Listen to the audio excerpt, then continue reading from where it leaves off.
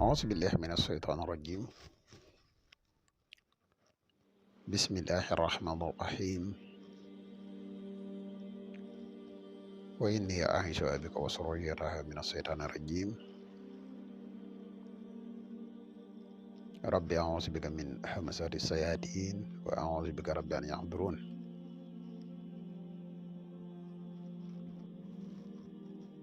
ربي اشرح لي صدري ويسر لي أمري واحلل عقدة من لساني يفقهوا قولي واجعل كلامي راشدا ومرشدا وفكرتي نوير وقلبي أرشدا. mbokk yi ni bàyyi xel fu mën a nekk ci àdduna bi moo xam ñi nekk ci réew mi wala ñi nekk bitim réew tey bàyyi xel seen bu am solo bi muy le grand secret à wolof ñoo ngi leen di waxati asalaamaaleykum wa rahmatullahi taala wa barakaatuhu. ginnaaw bi ñu santatee yàlla julli ci yonente bi sallallahu alayhi wa sallam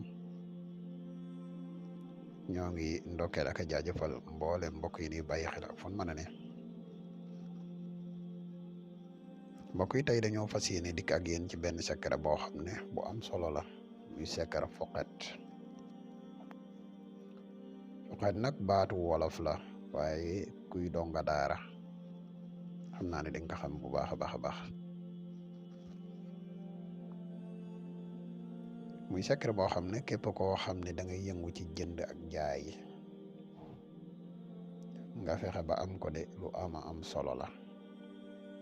képp koo xam ne da ngay yëngu ci jënd ak jaay secret bi nii ñu koy waxe boo ko amee ba takk ko ci sa përëk day joor incha allahu rabbi lii di Bayra Njaay di nga ko am te lii sa wërsëg kenn du ko foqarte faw di nga ci jot incha allah.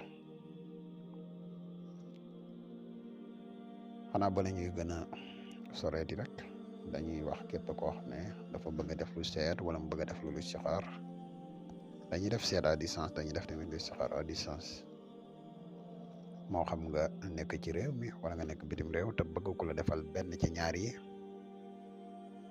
mën nga ñu contacter ci numéro bi rek incha allah rabbi des na la defal listixaar gu leer nañ incha allah.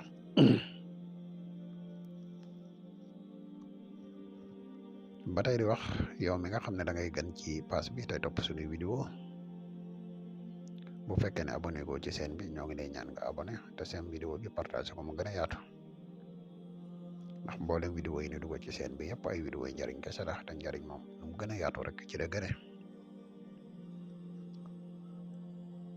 mbokk yi nga xam ne dañuy tëw garab yi kàttan yi mooy garab yi musxam yi jamono ji ñuy wax ak yéen disponible na képp ku si tëw rek man nga ñu contacter ci numéro yi incha allah rabbi.